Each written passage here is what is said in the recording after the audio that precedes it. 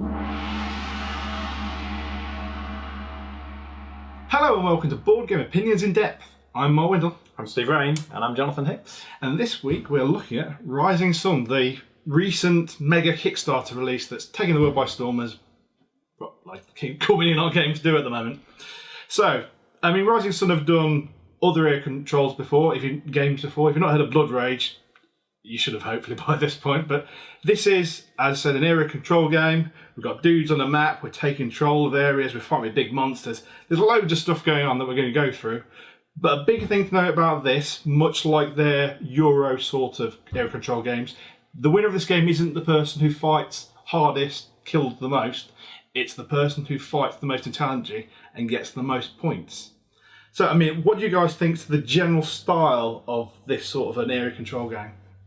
I think it's great, actually, and because of the fact that it is mixing those Euro mechanisms with the more traditional dudes on a map game. You're not just rolling a ton of dice and trying to conquer as much territory as possible. You need to think carefully about how you're going to strategize and plan, and we'll talk about this a bit later, but in terms of how you actually fight other people, you can actually benefit quite a lot, even if you're on the losing side of a fight. So with some games, you roll the dice and it doesn't go your way, and like, oh, great. But in this, it doesn't matter. If you plan it carefully, you can actually do very well even when you lose a fight, which I really like. Yeah, fight's very discreet in that you either will or you won't win based on what you've done. There's no luck element in it. You've got to try and outguess the opponent. You've got to try and outmaneuver the opponent using clearly Euro mechanics like the action selections and the player powers you've got, the individual player powers, the powers of the monsters you get. Are all going to be different, but there's going to be no element of risk. You know you're going to win certain fights if you have enough money or enough troops or something up your sleeve to help you win. Yeah, there's no dice is the main thing. This isn't there's no, like I said, there's no luck. Those sixes aren't going to help you in this game. You need to think to win the game. Luck just won't help you. So, and you can cooperate with other people as well. You can kind of promise them help in a different battle, or promise them money if they help you, or various things, and which you can't do in a lot of other area control games without feeling like you're backstabbing someone. Yes, which is nice. Again, we'll talk about this in a minute, but there's a nice alliance mechanism built into the game, and you can sort of betray, again to a certain extent, but it's built into the game, and it's not too much of an advantage when you're allied, or not too punishing if you're betrayed, and you kind of expect it. So they've done that very well, because in some games, you form an alliance, someone stabs you in the back and it just ruins the entire game. But in this, it doesn't.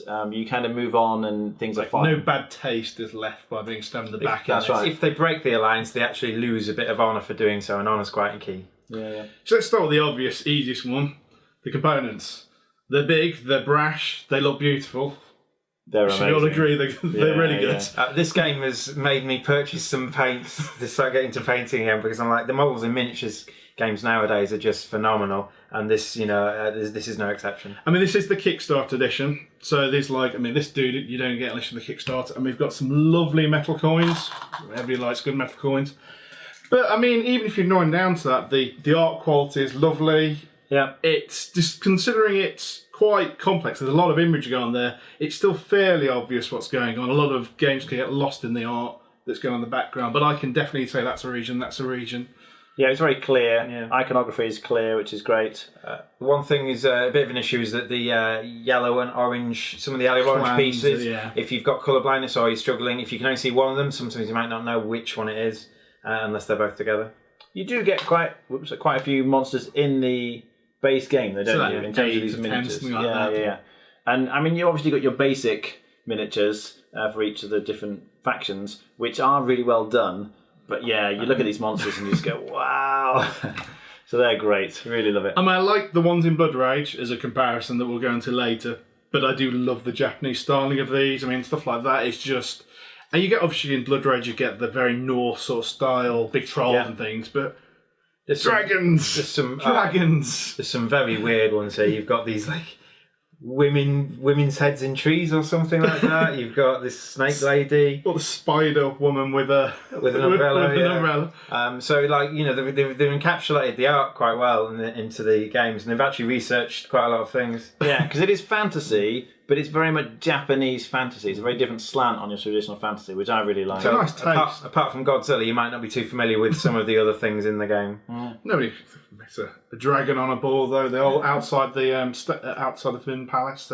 That's Chinese, actually, isn't it? Yeah. Very similar sort of style thing. So, I mean, the setup and rules for this, I think, are relatively simple as far as this sort of style of game. I mean, you have to set up these cards every season, which can be a little bit of and at the start of the game, you get a choice of 3 different sets. So that to add variability to the game, but you do have to sort them out and sort them into the 3 different seasons for the main. Effectively, you're buying these cards, aren't they? They give you sort of special abilities, and this is also the way that you get the monsters. So you can buy a card, which then allows you to immediately recruit a monster. But yeah, as you say, it's variability. The fact that you've got different sets, it does add a lot. Yeah, which means different monsters come out in different games, so you can't just be banking on that certain monster you really want coming out in the 3rd season, because it might not. Yeah, I mean, also then there's these 4 of 7 temples to add variability, which is another thing to set up. So there is a detail, but I think actually as far as setup, it's fairly simple. There's not a load going on beforehand. To be honest, I found the biggest thing for me is that I actually bagged the game up, because we found taking it straight out of the plastic that comes in the box and getting it all together, that was a nightmare. But bagging it actually into bits, so it takes 10 minutes at the most to set up, which isn't too bad. But also, as far as rules go, I'd say this is actually a fairly simple game. I don't know if you got... When you actually teach, as far as it goes, there isn't tons and tons of things you've got to work out what's going on. It's got a nice flowed structure and decent help sheets on the back of your card and the boards. Yeah, I think the action selections, there's only 5 different actions you can do on your turn. You do get a selection of 4 tiles to pick on your turn, but you pick one of those 5 actions. And those actions are very clear, very distinct, and it's very easy what everyone gets to do. The actions are very quick to take. I mean, they're actually nicely described on one half of your player board, which gives you pretty much enough to go by what the main actions go. And then you need to explain how combat works and how you score points. There are other bits to it, but in terms of they're quite easy to do and how the phases work, and it's really clearly laid out on this board. Effectively, you have 3 actions, then you score these, then you have 2 more actions, and then you score these, 2 more actions, then you score these, and then there's a fight. And the fight, again, it is very easy to explain how the fights work, but that's where some of the skill comes in. I mean, do you want to give us an example of the fights to sort of show how it goes? So in a fight, basically, there are fights... down here, basically, not every region's going to score, which is one of the strengths of the game, in that you necessarily might have a big pile of troops in a region. When the next season comes up, there might not be a fight in that region. If there's not a fight in that region, you can't win it. So you could just be sat in a region that's not going to fight, that's not going to score you any points. You have to move around. But what's going to happen is there are going to be 5 regions in this particular setup we've got. That are going to fight 1, 2, 3, 4, 5, and they're going to fight in that order. So region 1's going to fight first, and to indicate it, you put a 1 flag somewhere on the board indicating where region 1 is. I think we swapped those around. Okay, so this region's going to fight first, then the red region, region 2, and then the blue region, region 3, that's over here, no one's in that bit, and they're going to fight first. So the consequences of certain fights might mean you have fewer or more resources to fight in later fights. So not only do you have to try and think about what fights are going to happen, but how you go about doing that, how about using your resources to the best ability. And the way you do it, each region where there's a conflict has to be 2 or more different sides. Allies won't fight, but non-allies will. So basically, if blue and red were allies in the first region, they would fight here. And what you would do behind your screen is you would indicate you've got some coins. These lovely metal coins that Mark indicated there really are nice if you have got the Kickstarter version. And you would put the coins secretly on here in any distribution you want. You don't have to use them all. But coins are open information. So your opponent would go, how many coins have you got again? And you'd have to say, I've got 10. And you put them on there, and then you'd reveal your screen, and everyone in the fight, even if they're not putting any coins on there, reveals their screen. The person who's clearly put the most coins on each of these actions gets to do it. And if there's any ties, it's going to be broken by this honour track. And this honour track is very important, because being able to break every tie is a really big deal in the game. Increasing your honour through various actions might be something you need to do. The 4 actions you've got in the fight, you've got seppuku, which is harikari. Effectively, you kill all your troops and get victory points for every troop you kill, and you increase your honour. But it probably means you're not actually going to win that region. And only the person who puts the most coins in that action gets to do it. Then you've got take hostages. You can take a hostage off someone else that's in that region, and you will get a victory point off them. Is that right? Victory point off them, one from them, and a coin at the start of the next season. So effectively, you gain a bit of stuff off them, and it could swing the fight in your favour. You think, I'm going to win this fight unless he takes me hostage, oh, so do I need to put coins to make sure I don't get taken hostage, but then I can't put coins to do other things in the fight? Then you can hire Ronin. You might be able to collect Ronin, like some actions like this one here will allow you to collect Ronin throughout the game. And if you win this one, then you can substitute as many Ronin as you've acquired throughout the previous season into the fight, and they will add to your strength. Then the fight happens. The person with the most individual strength will win that battle. That guy would be. So if nothing else happened here, there will be 2 red strength. There will be 1 blue strength, and blue would lose, and he would die, and red would win that region. So they would take the token. And then the last, very last action you've got is this one, which means you get points for everyone who died in this battle. So I might decide to kill my guy off and put some coins here. So I will get points for killing my guy off and points for my guy dying as well. So you can kind of put coins there. But one very nice, interesting, because the battles are done in a certain order, whoever wins the fight distributes all the coins they used to win the fight to the losers of the fight as evenly as possible. So if Jonathan and I fought and I beat Jonathan, these 5 coins that I put on here would go to Jonathan, which means if he's in a later fight, he now has more coins. I've only got 4 left now. He knows when he got 4 left, he's now got 11 or whatever he needs to be. So you can try and get yourself in a fight where you know you're definitely going to lose, try and kill your guy off, get a few points, get coins from the 2 big people who are fighting there. They're going to try and war it out using lots of their coins, and then I'll have some coins for later fights. So the order in which fights happen is really important. Yeah, I mean, something you did mention that I haven't covered is the alliance system, which is, it's some negotiation. I don't think it's a huge part of the game, but it is there in the fact at the start of every round, you can make allies with somebody else. I'm just thinking, do you want to explain the action selection thing? Because that's going to tie into the alliances quite importantly. So imagine it's my go. I take the top 4 of these tiles, and I look through them, and I pick one. And that goes straight on there, and that's the action that's going to happen. So I showed you the sheet earlier, which gives a list of them, but essentially, I'd get the better version of this, as would an ally if I have one, and everybody else gets a slightly poorer version. With like Harvest, I'll be gaining resources while everybody else just getting 1 money. This is Marshall, which allows me to gain troops, so I get to add an extra troop on the board as one ally. So there's 5 different ones. There's a cool one that's Betrayal, which is the one that makes you have less honour, but you get to remove a troop from 2 different areas, well, from 2 different people. So they're not hard to learn what they are because of the sheet, and there's only 5 of them, which is kind of nice because it limits your scope of decision. You're not suddenly surrounded by tons of decisions. You've got to choose one of those 4. I mean, how it then affects the board further adds more, but it's still relatively. It's just not. You're going to have a huge AP moment of going that one or that one. You can, but you should be. It's not too bad as far as some games can be. And they go back on top as well. So Mark picks 1 of the 4, the other 3 will go back on top. So he knows roughly what options Jonathan's going to have in his turn. He's going to have the same 3 that Mark didn't pick, plus 1 more that he doesn't know. And by the end of the round, once you've gone through it, all the tiles will have been looked at, but not necessarily picked. So you're pretty sure that some actions will happen throughout the course of 7 rounds. There's 10 tiles, 7 rounds.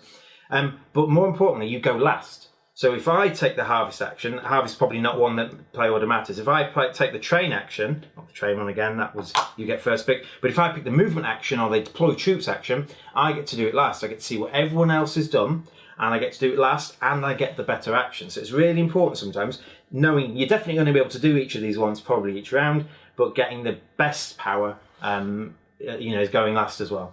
So the game, as a summary, we should probably say, is played over 3 seasons, really. So this action, resolve these, and carry on and have a fight at the end, that will be 1 season, and you do that 3 times for the whole game, and then at the end of the game, whoever has the most points wins. But at the start of each season, that's when you get to form these alliances. So if blue and red decide, yes, we should form an alliance, they sort of put these 2 things together on the board so everyone can see they're allied. And they're allied for 1 season, and at the end of the season, all the alliances are broken. So you don't need to keep it for the rest of the game or feel like you're going to be betraying them if you decided to fight them later on in the game. But as Mark says, it's very important, those alliances, because every time your ally is picking an action, you're getting a bonus as well. So they do stack up, it makes a big difference. It's certainly a bonus, maybe even to offer a coin to the persons in the early spots, because the nature of the fact you only get 7 of these tiles means that some people only get 1 choice depending on the number of players in the game, or 2, or whatever. So if you ally with the first person, you've got a much better chance of getting more of the better action, Yeah. which makes that person slightly more valuable for that round, and you want to be their ally. Because no one really wants to ally with the people only getting one action, because Yeah, they're only yeah. going to get one benefit from it. So if you're getting two and they're getting one, you might go, oh, is there anyone else who wants to ally? Or they might have to give you, money like Mark says, or stuff like that. I quite like it in this game where you can actually negotiate. You can say, if I help you win this battle by taking him hostage so that you win it, will you do this for me later on? And stuff like that. So if you like that sort of thing in your games, this is in the game and it's written in the rules that is allowed as well. Yeah, it definitely in the rules wants you to do more negotiation, which is nice, this sort of style of game. It's still not all the way through it. I don't think there's a huge amount of negotiation. I guess particular groups will do more. Yeah. Good negotiators will get well into that. We generally haven't done it too much, but we probably it's not because it's just because we just forget about it really, not because we don't want to do it. There's plenty of scope for it. So. We're so quick in. I want to be and make sure I've got an alliance that you don't spend the time to. So there is one action called the Betray action, and the Betray action is the only one of the actions. There's two in there. It's the only one of the actions that your ally doesn't get to do, because if you use the Betray action, your alliance will break. And the Betray action, I get to do it and no one else gets to do it. So the Betray action should be quite powerful, and it is. That's what Mark says, effectively. You take two different people's troops off the board and replace them with your own. So if you betray in the very last action, you can swing two battles in your favour. But it does mean you lose honour, so you effectively go down on the honour track, and the honour track will break ties.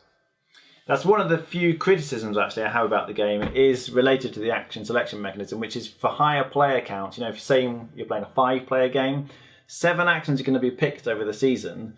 That means that 2 people are going to get 2 actions effectively, and the other people are only going to get 1 action. I mean, if you go through an entire season, you only pick 1 action, it does feel like you're not getting to make very many decisions. You still get to take part in all the other actions. If Steve picks the movement action, you still get to move your troops, but you're not going to get the sort of big bonuses where you really determine things. So whereas in a game like Puerto Rico, there's lots and lots of rounds, you are picking lots and lots of different actions, there's only 3 seasons in the entire game. So it can feel sometimes, depending on the number of players, like you're not picking actions very often. Yeah. And in that individual 5-player game, if the first person allies with the second person, they're going to get 4 bonus actions between them, and everyone else is going to get 1, which does feel a bit stingy, I guess, or 1 or 2.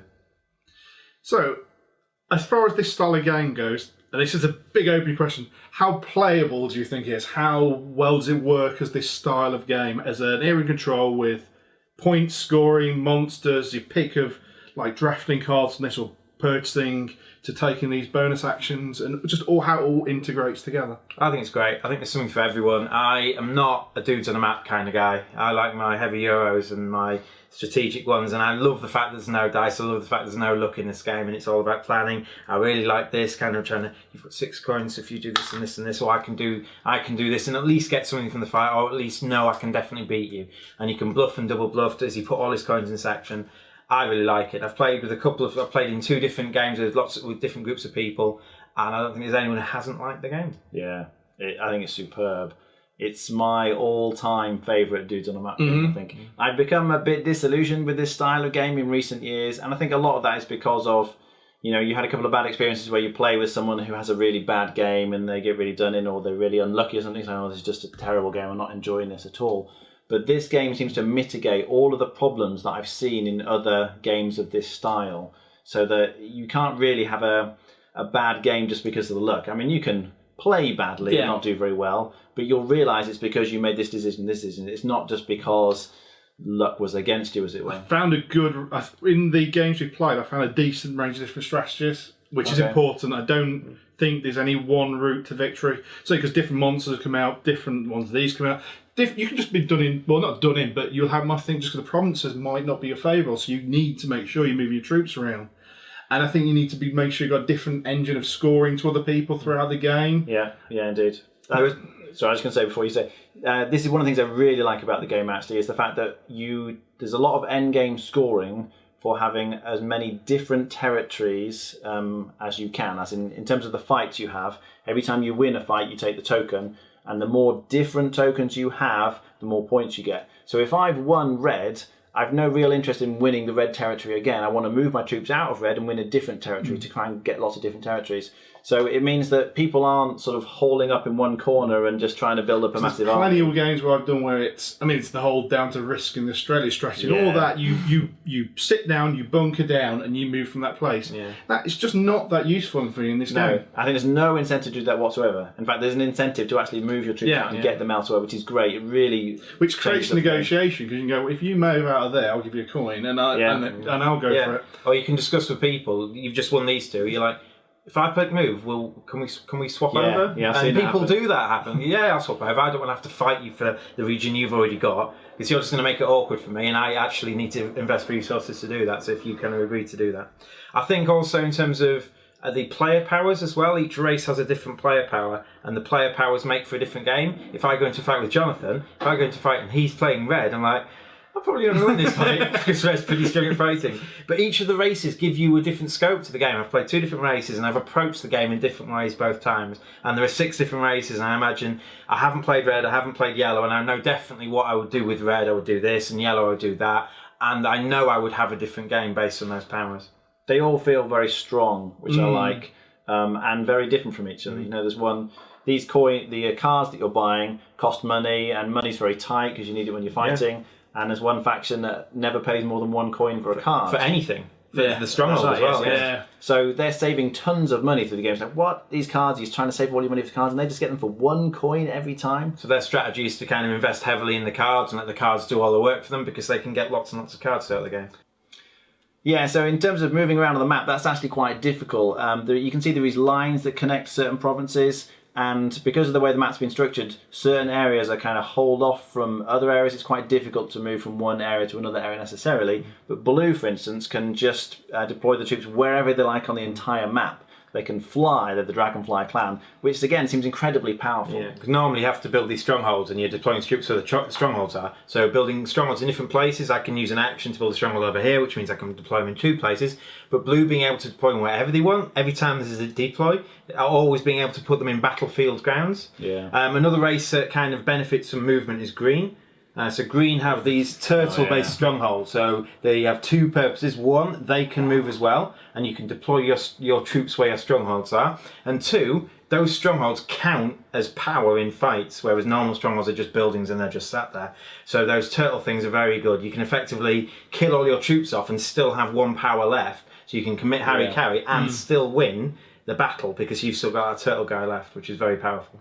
Yeah, I like the deterministic combat in it, and the fact that you know who, like we're saying, the dice, but I think because of the way it works, that just makes it more fun. I think half the fun in the game is, or you find particularly, is that guessing game of what are you going to do based on not only this battle, but the next battles that I know you're in. Yeah. Are you going to have to hold back some coins because you know you've got a bigger fight that's more important to you later? And that just changes the flow of the game so much. If I think you think I don't care about this fight, then you think I won't put any coins in this bit, then that means I think that you think, and you can go through that situation. And it feels like that at the end of every battle, I can think, yeah, I've done well there. Oh no, I could have done that better. I could have put my coins on this way, because then I would have outguessed him. Was it you saying that in one game you put in 1 coin too many, or somebody else, and they'd held back 1 coin, they would have been able to win the next battle, but they didn't.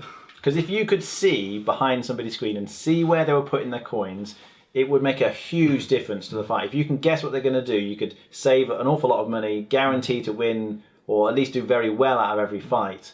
It's the whole guessing game is really important to it. And if I'm in a fight where I've got 1 guy and they've got 6 guys each, including big monsters, I'm like, I'm not going to win this fight, but I could kill my guy for a point. Or I could try and bid on the one which gets points for the number of guys that die. Yeah. So if I think one of these two is going to get hammered, I'm like, I'm just going to try and win that one. You could 6-7 points for doing just winning. For just being in that battle. Yeah. So my troop getting killed actually gives me like a stake in that battle.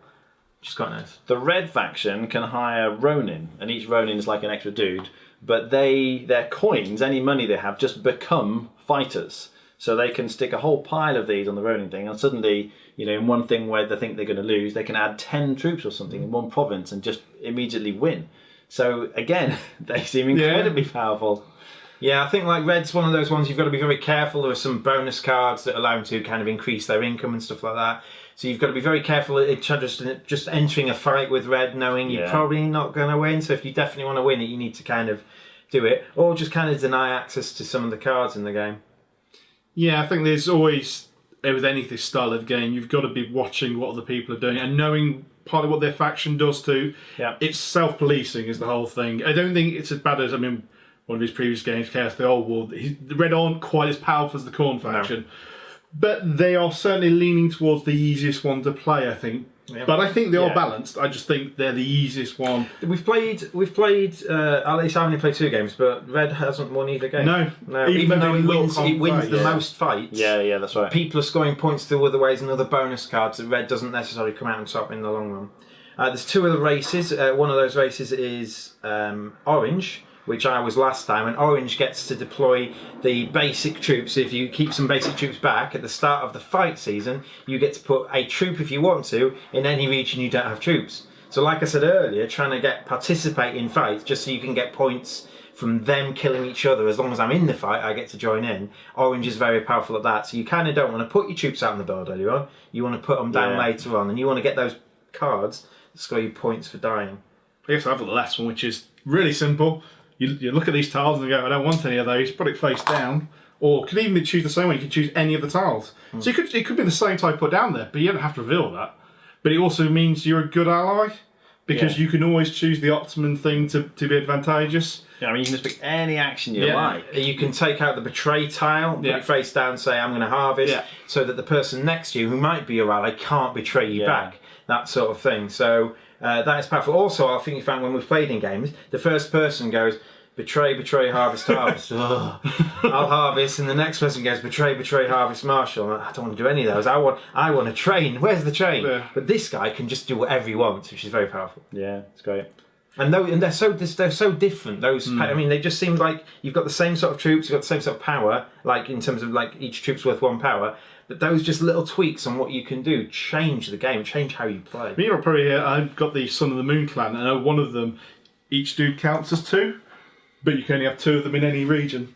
2 creatures, 2 anything in any region. So monster 1 dude is your limit. So I've not come up with the other powers, but so there's even more. You can spread out a bit thinner. Yeah. And okay. So there's more to come. But I think as a package, we've got as far as the style of game, it is very playable. It does a lot of things right. Oh yeah. The other thing I should mention actually is that each of these monsters, as well as just looking amazing, comes with its own special power, which again really adds to the variability of the game. Some of these monsters really are very strong. I mean, something like Godzilla is just really tough. He's kind of worth 5 normal guys or something like that, isn't he?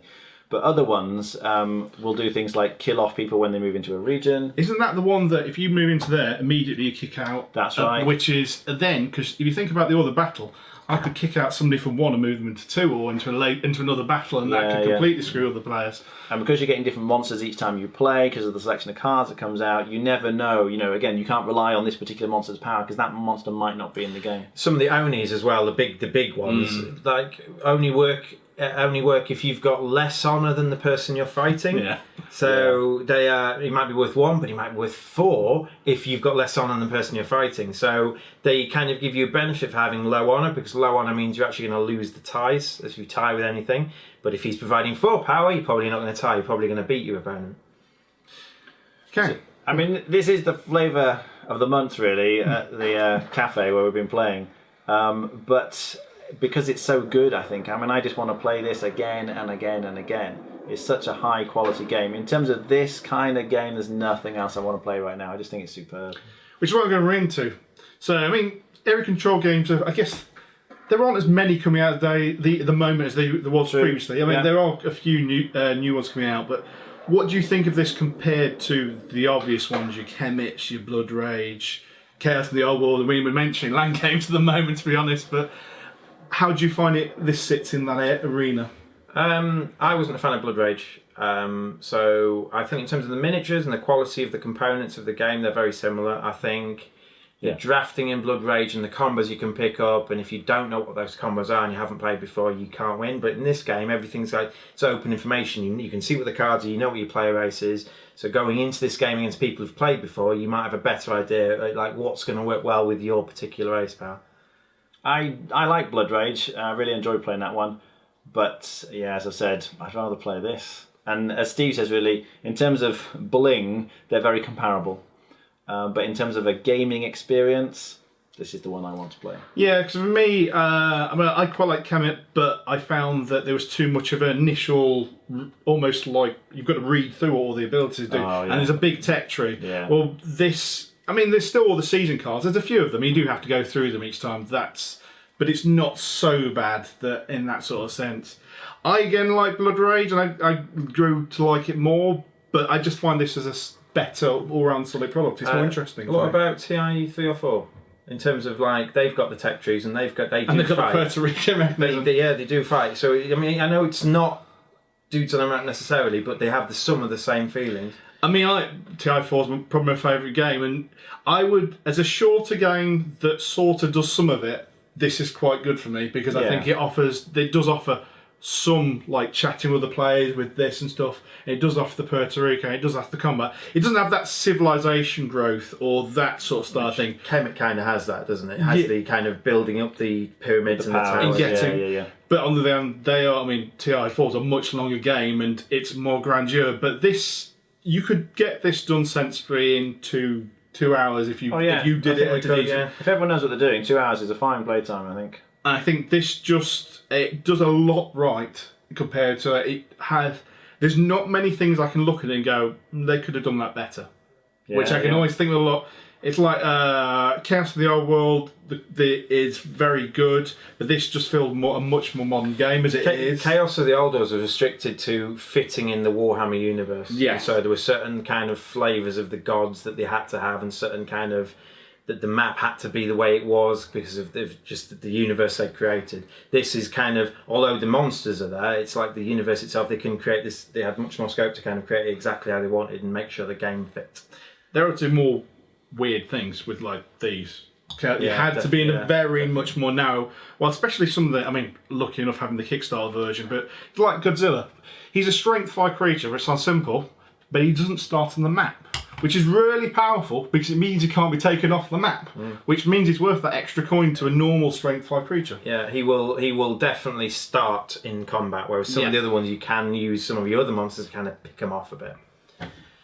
It feels like, just thinking about this, Eric M. Lang has done a number of these kinds of games over recent years, and obviously as the games are released and people play them and feedback comes back in terms of what people like or don't like about the game, it very much feels like he has learnt from all of these previous games and the feedback that people have given, has refined his ideas, and it's crystallised into something that just seems to be the best of all worlds. We played The Godfather, which again is an area-controlled game. It's a light sort of Lords of Waterdeep-ish sort of level, and you can see little things from that, and it's just little things he's gained with each one, and each version has just been a little bit improved on most.